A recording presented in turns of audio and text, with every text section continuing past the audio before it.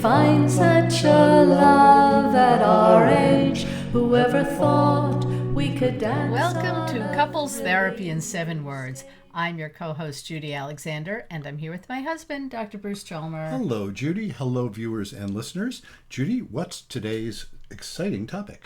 My wife died, and I found out she had been having an affair. What should I do? Oh, my. So we're going to do something on today's podcast we haven't done for quite a while. We're going to take a listener letter. This particular one came in, and it is extremely timely in terms of my book publishing schedule. Amazing how that happens. Amazing how that happens. Well, that's why we picked this letter, isn't it? That I just wrote a book, as our viewers and listeners perhaps will know. I just recently released a book called Betrayal and Forgiveness. Exactly. And so, first of all, before we even get into our discussion today, for crying out loud, go out and buy that book. Buy that book. And where can people find that book, do you suppose? I think they could find it any place books are sold. They can go to Amazon, Barnes & Noble. You can, if it's not in your local bookstore, you can have your book vendor order it for you. And they can order it. Yep. Yes. And it happens to be in our local Barnes & Noble here in South Burlington, Vermont. And of course, it's available on Amazon. I do want to put in a plug wherever you get it from. I guess especially if you get it from Amazon, but really even if you don't, I'm really looking for folks to do reviews on Amazon. That's how folks find out about books these days, for better or worse. That's how it works. Very true. So if you are so moved, I hope you will go to Amazon, and of course, what I would hope you would give it is a 5-star review. I can't tell you what to say, but I hope you would find that. I think it's a darn good book, by golly. It is, and everybody that who we've heard from has agreed. So. Yes, indeed. That opinion is not simply mine. Right, and it's not just our friends either. It's shared by readers who don't even know us. To That's right. Yes, people have actually found it useful. Go figure. Who knew? I've also written a couple other books we might as well mention while we're on the subject. Okay, well, you can hold up. Let's just hold up the Betrayal and Forgiveness one. Then we have the first one that actually, that's not the first one. This is the most recent one before Betrayal was It's Not About Communication, Why Everything You Know About Couples Therapy is Wrong. Yeah, that one's about the process of therapy itself. And if you have any interest in that's a really good take too. And Reigniting the Spark, Why Stable Relationships Lose Intimacy and How to Get It Back. Yep. And just recently had some folks consult me, for therapy who had found that book. That's how they found me. Yeah. And found it very useful.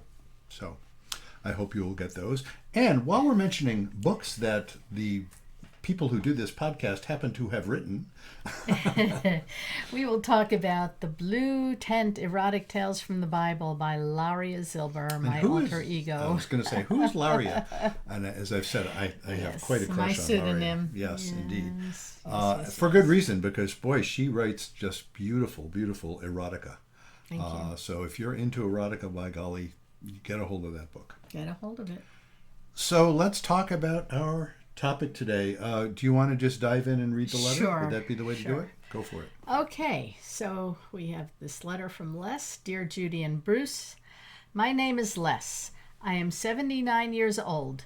A few months ago, my wife, Robin, age 75, died suddenly of a heart attack.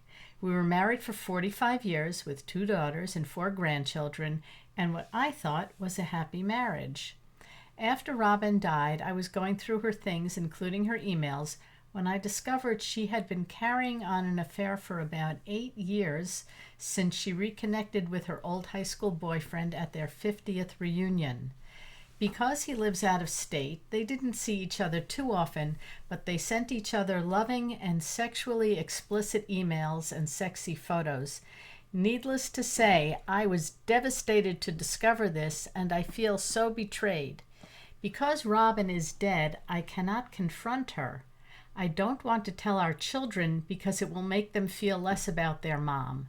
The only other person I told was my brother and his wife, and they agree I shouldn't say anything to our kids or our friends who they say will judge her unfairly. I don't know what to do about this. Should I confront the boyfriend? Should I tell his wife? I cry every night over this. Part of me wants to tell everyone what a lying cheat she was, But the other part doesn't want people to know this ugly part of her life because she was a good wife, friend, and a good person. She was highly respected among her friends and former co-workers.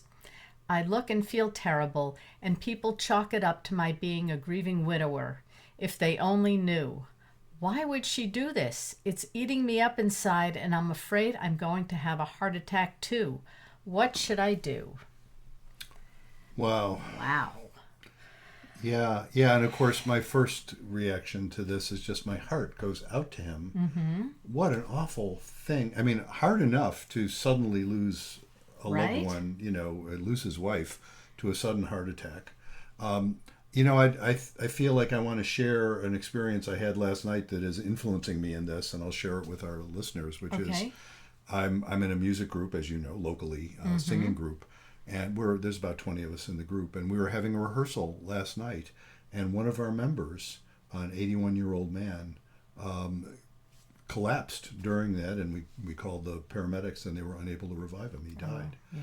And so that just happened last night. I mean, this is after the letter came in. It's like, oh my God. So I have this, this sense, having been there for that experience.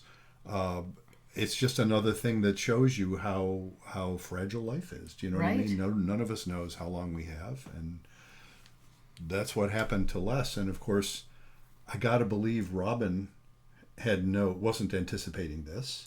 Probably not, or she would have destroyed the emails. She would have, had to Yeah. have found some Or way of hiding it more right. effectively or something.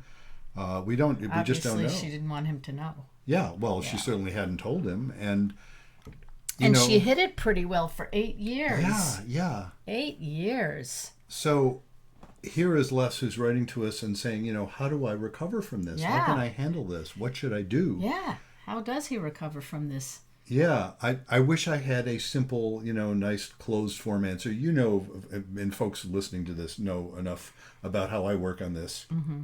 I don't come up with simple answers usually. I don't come up with, this is exactly what you do and you'll be fine. Yeah. Because I think it depends on everybody's particular circumstance. So if I were working with him, if I were seeing him in therapy, the first thing I would be doing would be acknowledging how he feels and trying to learn more about it. Mm-hmm. And as he gets past the initial shock of it, which any betrayal, and I write about this in my book, any betrayal, there's usually, if it feels like betrayal, that's a big thing. There's an initial period of shock and, having to question your own judgment. Like, how could I not have known this? How could I have trusted this person that I thought would never do this? He'll have to get through that stuff in addition to his grief over losing his wife. Right. And then he has to figure out all the great questions he's asking, like, what should I do? Should he talk to should he confront the boyfriend? Should he tell the boyfriend's wife? That's a natural instinct to want to hurt back. Sure. Generally speaking, if somebody were to flat out ask me, do I think that's a good idea? The answer is no. It is rarely a useful idea to do that. If he did it or didn't do it, what the heck? It certainly would be understandable if he wanted to do that. Whether it would actually make him feel better or not, I would question. Yeah. It's hard to say. Although he I don't know, do you think he might get some clarity from the boyfriend? Not necessarily confronting him, but just talking to him about it. Well, that would be a bit down the line. Yeah. If he's at that point where he's able to, get past the shock and actually start to consider, all right, here is this woman whom I loved, who he describes as a good wife, friend, and a good person. Right. And I absolutely take that as written. That his judgment about that, let's say his judgment about that was basically accurate. Mm-hmm. That she's not just a serial deceiver, she's not just, some sort of sociopath and was just using him and, didn't care about him. I very much doubt that after a very long marriage. I suspect what was going on there was something that if she were still alive, they would have to process. Mm-hmm. And what do I mean by process? It means getting to that place where you're able to say, I hate that you did this, but you're not crazy and you're not evil. There must have been some reason why you did it. It doesn't absolve you of moral responsibility for doing something immoral, I'm going to guess Robin would have agreed it was immoral. Mm-hmm. But all of that, if this couple came to me, what we would be doing after sort of processing the initial shock is getting into a sense of what was the context of this. And, that what I talk about in the book is he's going to have, if they were working together, this would be true. If he wants to continue the relationship, or continue the marriage, he would have to find a way to let go of that preoccupation with the anger, which is what I mean by forgiveness. Mm-hmm. And that's when he might be able to say, all right, what do I want to do? Can we restore trust here? And that would involve his respecting Robin's reasons for doing what she did, even though he doesn't approve of it. That's if she's alive. And that of course, would be if she was there to tell the story. And the awful thing about this, what this reminds me of is the couple the person I mentioned in the book who was disinherited by her father and didn't find out about it until he suddenly died. Right. And then she can't process it with her father. It's right. a similar kind of betrayal. It's like, how do you deal with the betrayal with someone that you can't talk to? What are your thoughts about that? Beats the heck out of me. I have no idea what I would do. Let's say if God forbid you were to, drop dead and I found mm-hmm. out this about you. Mm-hmm. Wow. I don't know where I would put that anger. Yeah. I really don't know where I would put that anger. And initially that would be the issue. Yeah. Do you know what I mean? Initially it's the anger. Yeah. But what he's wondering, what he's implying in his question is not merely what should I do right now, but how do I heal from this? Yeah, how do you I heal go from on? that? And then what would I want to tell your children about that when they have, this nice image of you and what a wonderful man and father and person you are? Yeah. Would I want to taint that? And of course, that very, kind inclination to not do that mm-hmm. also isolates you. Right. Which I've heard from lots of, again, yeah, living couples. Because, here he's got this horrible thing he's carrying around. And like everybody thinks he looks terrible because he lost his wife. But, mm-hmm. He looks terrible not only because he lost his wife, because she was cheating on him and deceiving him. And he can't tell anybody about it because he doesn't want people to think badly of her. Yes, exactly. So, boy, that's... do you agree with my thought that that is a kind inclination, that is a considerate inclination, not just for the sake of her reputation, right. but for the sake of their loved ones, for the sake of their kids. Yeah. He doesn't want to make their kids suffer from this, and yet he's isolated by having to keep that as a secret. Yeah. It's really hard. It is hard. Part of me is saying, well, folks, don't cheat. You might drop dead and get caught. I mean, I don't mean to be glib about that, but mm-hmm. it's another reason to not cheat. It's like, oh my God, this is what you deal with. Is it possible to heal from this? I claim it is. But what it's going to take for him is it's going to take a lot of work. It's going to take for him to be able to find his way, and he won't be able to do it right away, but find his way to saying, why might she have been having an affair? What do you think? And when think if you can get past the disapproval part, which I don't disagree with you. It's like, yep, I don't approve of what she did. Yeah. Granting that, let's say she's not an evil person. Right. Why would that happen? Let's say she goes back to her high school reunion. Mm-hmm. She reconnects with the old boyfriend. Mm-hmm. He makes her feel like she was young again. Yeah. Back to being a 16-year-old. And that is a classic. Yeah. High school reunions right. for older folks, that is a total classic. People will reconnect that way. Yeah. A little spark, reigniting that spark. Reigniting the spark, yes. Makes her feel young. Gets reignited. Not that she doesn't have something with her husband, because, from his side, they had a happy marriage. Mm-hmm. But maybe it was that spark that was missing, and that thing that made her feel young and beautiful mm-hmm. and wanted again. And well, and it's an interesting question, because he says they had a happy marriage. Mm-hmm. Again, I don't doubt his assessment. Mm-hmm. If we were to ask her, yeah, she might have said, "We do have a happy marriage, but I just, exactly as she said, I discovered something when I connected with this old boyfriend that I hadn't felt in ages. I thought it wasn't possible." What she didn't then do is take that up with her husband. Yeah. She didn't say, I saw my old boyfriend and boy, I was feeling feelings I'm really missing. I wonder what we could do about that. Mm-hmm. She was perhaps feeling, again, all we could do is speculate, nah, he's not available for that. And look, it's far be it for me to be ageist. I'm in my 70s, right? Mm-hmm. And I have said, and I've written about this in books too. And this is picking up on David Schnarch's thing about when do people reach their sexual peak in their 60s and 70s. You know what I mean? It's like just because you're in your 70s doesn't mean you write off the possibility of sexual intimacy, of all sorts of different kinds. But they apparently weren't able to talk about it. Mm-hmm. Maybe, or maybe it wasn't that. I have met folks where they'll have some kind of affair like this where they will simply compartmentalize. They'll wall it off. They'll say, no, I have a happy marriage. We have a good sex life. This was something different that was just fun because it wasn't in the marriage. What was that movie with Alan Alda and was it? Oh, Same Time Next Year. Same Time Next Year, yeah. Yeah. That wasn't Ellen Carol Burstyn. Burnett. Ellen Burstyn, that's Yeah. right, yeah. And I remember seeing that movie and disapproving thoroughly. But there's something there. It's sort of like, well, what if that was her way of enjoying something in her life she didn't think she could have with her husband? She didn't want to hurt her husband. She was still nice to him and a good wife, good friend, as he said. And she was trying to do it in a way that wouldn't hurt him, but that gave her something that she wasn't getting. Right.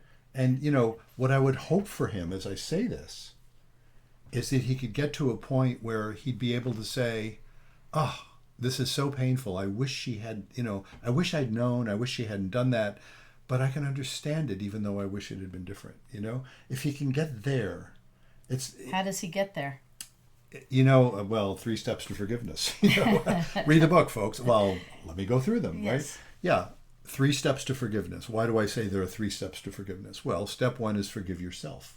He's going to have to forgive himself for not having known about this, for not having stopped it or prevented it or seen that the conditions were ripe for something like this. That's all anybody can do is second guess themselves. And he's going to have to really feel in his kishkas that Guts. That's guts, by the way, for you non-Yiddish speakers. He's going to have to feel in his guts that he was doing the best he could. He didn't know what he didn't know. Mm-hmm. That's all anybody can do. That's how you get to forgiving yourself for when some bad thing happens.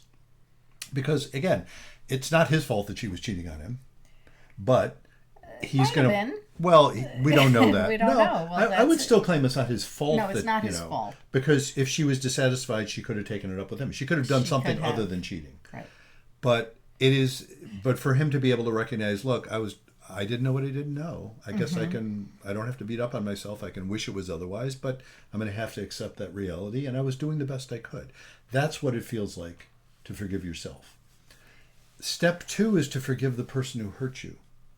And I've always claimed in all of my books, when this comes up, and it's come up in most of them, I've always claimed that step 2 is a pretty short step from step 1. If I've really forgiven myself for not knowing what I didn't know, for not thinking what I didn't think, then it's a pretty short step to say, oh, she didn't know what she didn't know either, Who knows why she couldn't take it up with me? I can speculate, but there's no way I can know for sure. But given who she was, given the way she evaluated the possibilities, she was doing the best she could too. I wish she hadn't done it. I'm not absolving her of moral responsibility. But in a sense, she was who she was at those moments, and I just have to accept that. I don't have to like it, but I can accept it. I don't have to keep being angry at her about it. I can be... I can be easy questioning. For you to say you're not the one cheated on. Well, exactly. No, I know that. But that's what it means to forgive someone who has hurt you. It's recognizing, I wish you hadn't done that, but I was doing the best I could. Point? It's like it's a spiritual process as much as anything else. And actually that gets to step 3. But let me talk about step 3, okay. What I call forgive God, which people often think, well, that's a funny way of describing it. What do you mean forgive God? What if you don't believe in God? Mm-hmm.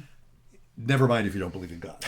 You still need to forgive God. It just means forgiving the fact that this sort of thing can happen in a universe where it feels like we have some control over events. It feels like we're equipped to protect ourselves, and yet we still get hurt. And accepting the rightness of that, not merely accepting, gritting your teeth and saying, well, life's awful then. No, accepting that there's a rightness to it. We can't know everything. And the fact that we can't know everything is how we can get taken by surprise sometimes. And there's no other way to organize a universe that I can come up with. And I'm not God, so I don't know all the variables. That's what I call faith, of course. Mm-hmm. Faith is how you can forgive God. Faith is forgiving God. That's what I mean by forgiving God.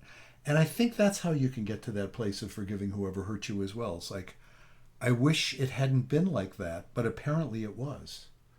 And if only I could talk to her and say, what was going on for you? But that's part of the reality, is that no, it wasn't her intention that this happened. And now I can't talk to her. But maybe you should write a letter. You could, like one of those exercises where you write a letter and you pour out your heart and say, why did you do this? Whatever thing, and maybe get some insight through processing it that way. That, for a lot of folks, that works well. Yeah. The people who like that sort of thing and people who don't. You know? But sure, for the people for whom that works well, absolutely, that's a nice way of getting it out.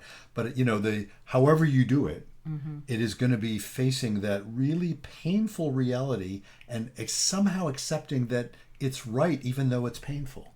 It's right that people can do things like that, even though they shouldn't. And then what about telling his family? So, this talk about falling under the category of easy for me to say, you know what I mean? From a non-upset therapist's perspective, I would be saying, you need to do that other work first before you even decide about that. Yeah. And that's hard. It's hard. It's especially hard because he feels so isolated. I'm glad to hear he could talk to his brother and sister-in-law. Yeah. And I'm glad to hear that their response was supportive rather than telling him what to do. Yeah. They were supporting his decision not to tell anybody. I understand that they had an opinion, but there are folks where when you tell them that, they're all about, get revenge, put it on social media, tell everybody how terrible she was. That doesn't help. No. There are folks who say, oh my God, you have to forgive and forget, which is nonsense, of course. There's no forgetting.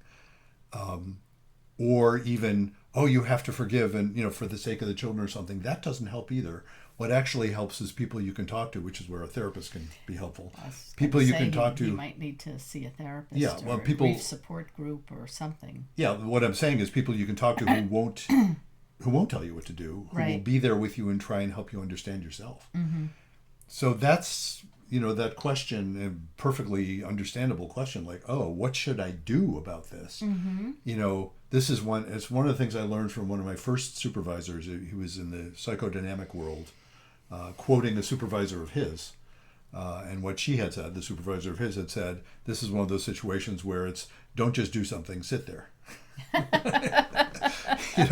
It's like, I like that. It's a useful concept. It's like, you're gonna have to sit with this pain long enough to figure out what to do in a way that won't just make it worse. Yeah.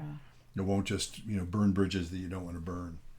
And it's hard. It is definitely hard. And one of the reasons I don't have any general rules about these things, I don't know this guy's family. I can imagine families, and this guy's 79. His kids are obviously adults. Right. I can imagine families where talking with one or more of the kids would work fine, where they would be able to handle that. They'd be able to say, wow, I wish Mom hadn't done that, but she kind of had that in her, didn't she? Or something. There would be some kids wouldn't freak out. They might just say, I can't believe Mom would do that. Then there's lots of kids. What if you'd found out your mother had been having affairs? May she rest in peace. Where she's not around, we can ask her. And as far as you know, she didn't. But what if you found out she had been? What would you be thinking now? I don't know. Yeah. It depends. I'm in my 60s now, but let's say if I was in my 30s, like I'm figuring his kids might be in Maybe their 20s 40s. Maybe 30s. 79. They're probably up in their 40s or maybe right, 50s. But they're married 45 years, so he was, when they got married? 79, 34. Yeah. Okay, so, and she's but he's a married few 45 years, years, so the kids are probably in their 40s. Right, so the kids, 30s and 40s, and they've got kids. Mm-hmm. So when I was in my 30s and 40s and my mother dropped dead and I found out she was having an affair, would explain a lot. See, that's interesting, right? it would explain a lot, right? As opposed to, oh my God, I never would have thought you would do that. Now, again, saying nothing about specifically about your mom. And again, I'm sure I'd have been horrified if I found out something about that about my parents. Though now that I'm in my 70s, Yeah. and I'm thinking, if I found that out about, I like to think I would have some perspective. Yeah. I like to think, isn't that interesting? Now he's in no way ready for that. Right. He's in shock. Yeah. But to know that healing is possible, to know that you can get to that place where you can say, what an interesting world when something like this happens, as opposed to, oh my God, my whole world is destroyed. Mm-hmm. No, your world is shaken. And when you get your feet back on solid ground, you can look at this and you still sort of shake your head and say, just didn't see that coming. But you can start to wonder about it. You can start to see, wow, maybe there's reasons that I should think about, or maybe there's reasons I could think about, and it'll help me understand it a little better. Now, again, comparing this to when I'm working with a living couple where they're both alive, that's how you get to restoring trust. To get through the shock stuff and the forgiveness stuff, and that's hard work. That doesn't determine let's say the person who was cheated on, that doesn't determine if they want to stay with the person or not. That's about trust. And so if they're going to trust the person, that's where you start to have to figure out, okay, if I'm going to trust you and you did this, I'm going to have to find some way of understanding it that's consistent with, I still think you're a good person. That's a good point. Yeah. Like to think, if she were alive and he discovered it, Yeah. what would his reaction be? I work with folks all the time. Yeah. Now, initially, pretty similar. Right. For most folks. Anger. Right? Anger and pain and Right, all that. But all of that would he stuff. have wanted to stay with her? But yeah, and of course, when you're dealing with folks in their 70s, and I have dealt with people who've discovered infidelity in their 70s, and the point being, they're not as inclined to go ahead and split up. Sometimes they do, but sometimes they found out about infidelity from 30 years ago. I've had that experience with folks, and it shakes them. But to be able to process that often is about they're not inclined to want to break up. They've got lives together. They're maybe financially it would be much more difficult when you're Right. sort of retirement age. It's a lot harder for a lot of people.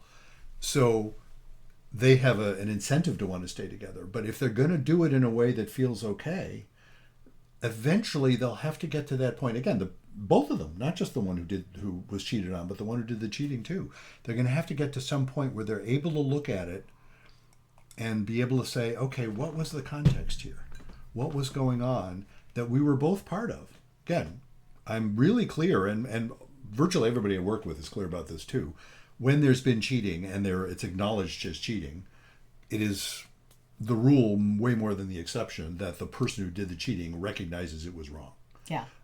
Have I met folks where that's not true? Well, only when they say, no, that wasn't cheating. They're arguing about whether it was cheating or not. Not like this. Yeah. No, this was cheating. No disagreement. And I think Robin would agree that She would was say, cheating. I was cheating. It was wrong. I hoped he wouldn't find out, so that's how I was covering it, but I'm realizing it was wrong. Okay, fair enough. That's the couples where if they're going to restore a kind of trust, it'll be based on an understanding of what the context was about. And for her, it might well be, again, we're speculating, it could well be, I couldn't talk to him.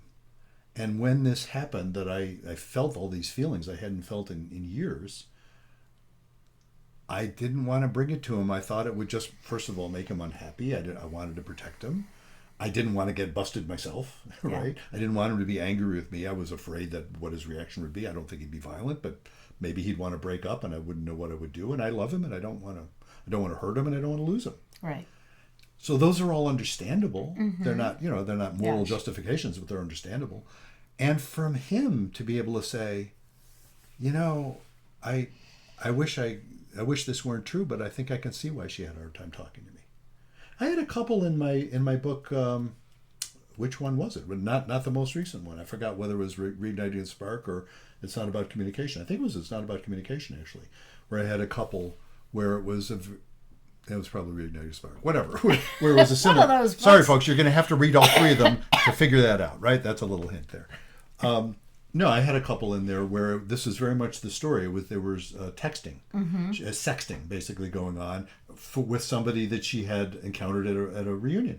It was, again, this is a fairly common phenomenon, and they were both alive to process this. And I think, as I recall, they were one of my poster couple for faith. They were able to process this. Yeah, I remember that was Reigniting the Spark. Yeah, it was in Reigniting the Spark. I forgot the name of that particular, the pseudonyms I gave that couple. But they were able to process it because she's the one who did the cheating, and the husband was able to hear when she said, "I couldn't talk to you about it," and I was feeling feelings I hadn't felt in forever. Very, very similar to this story. Doris. Doris and Ken. Wow, you're good. How do I remember this? Oh, God. Doris and Ken, thank you. That's right. Yeah, because I remember we made those videos where we played them on videos, folks. If anybody's interested in those videos, drop me a line at ctn7.com. Drop me a line and tell me, because we still have those lying around somewhere. Yes, we do. We did a fun job of that. That was fun. That was fun. We enacted those couples, a number of those couples from Reigniting the Spark, and I haven't done much with that since. But it's out there, folks. If you're hearing this and you're interested, anyway, we digress. Let's get back. Yes, they were. She was sexting with Ken.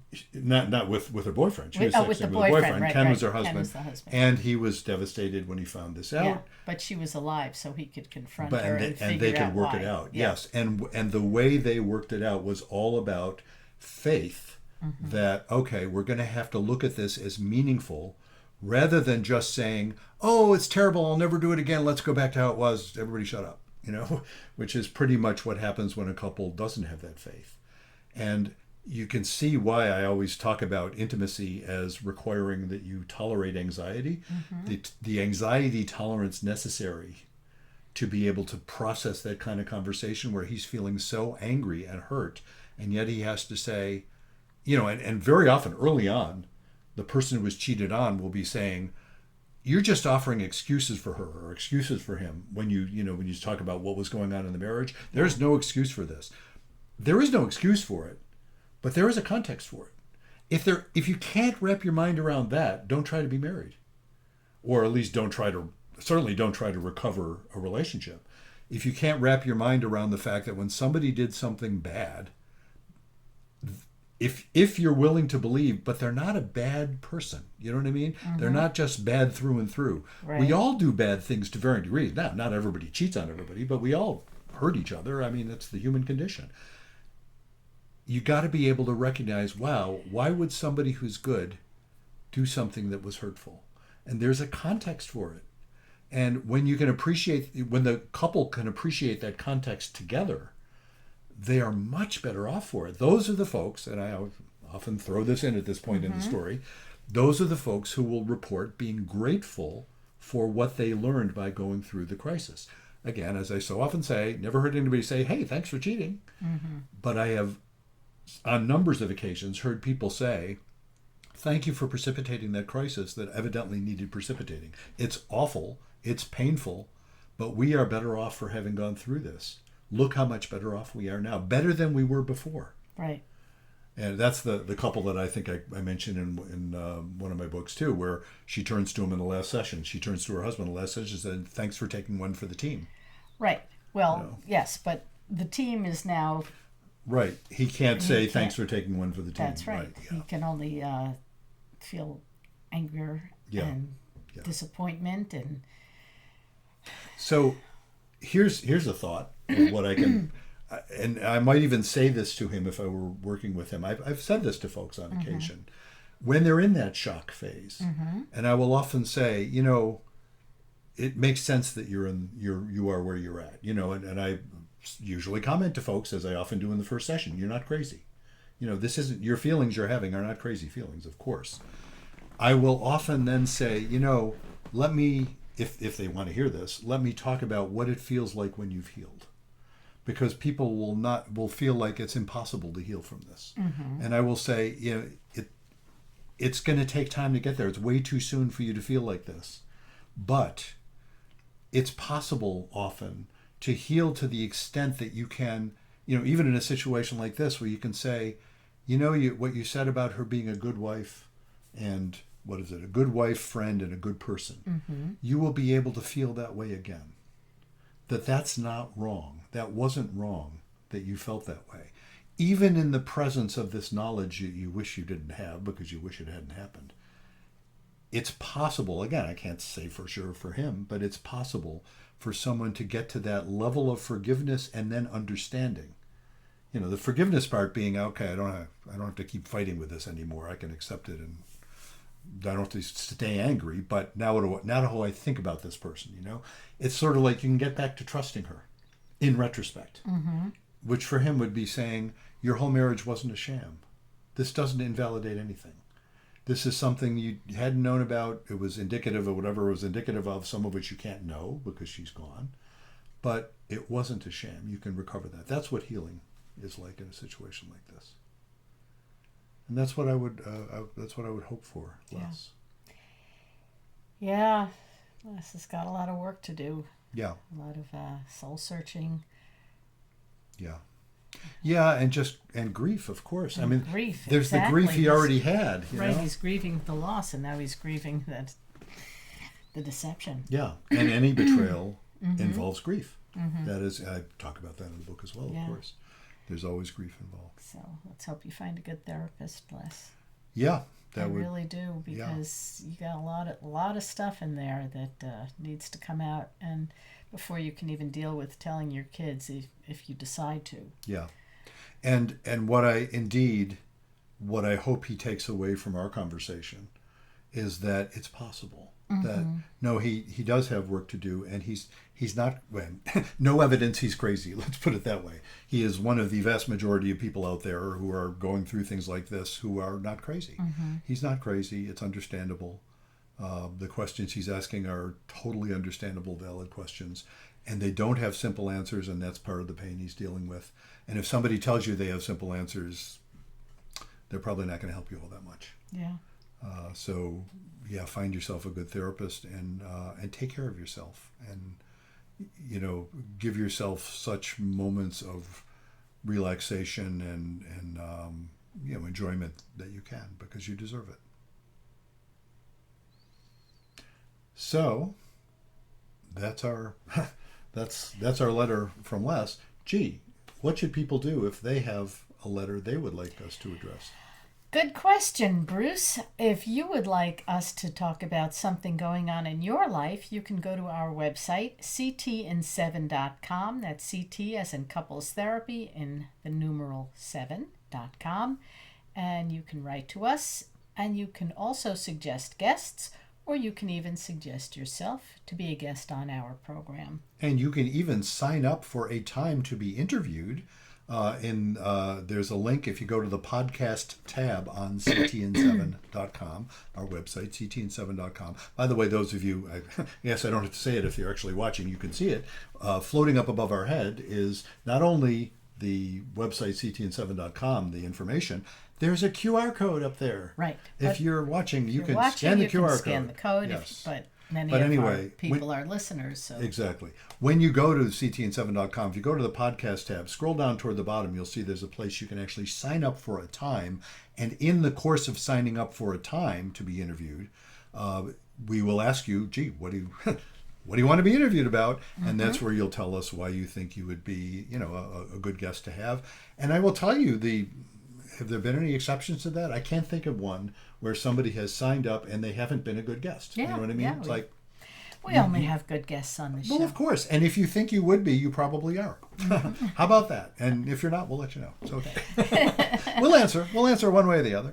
But we hope you will do that because we enjoy that. And that's how we get, as you know, from those of you who are regular followers of our podcast, we have all kinds of really fascinating guests. We do. Speaking of being regular followers of our podcast, do that. Follow us. And if you could give us a rating, ideally a 5-star rating, that would be lovely, because that will help people find the podcast. That's how the word spreads, and those algorithms that the platforms and use. All the podcasts I listen to, that's what they say. Follow us, like us, tell your friends. So that's right. Follow us, like us, tell your friends. Absolutely. Please do. Anything else we need to say at this point? I think we've covered it. We've covered it. And so until next time, Remember, be kind don't panic. and have faith.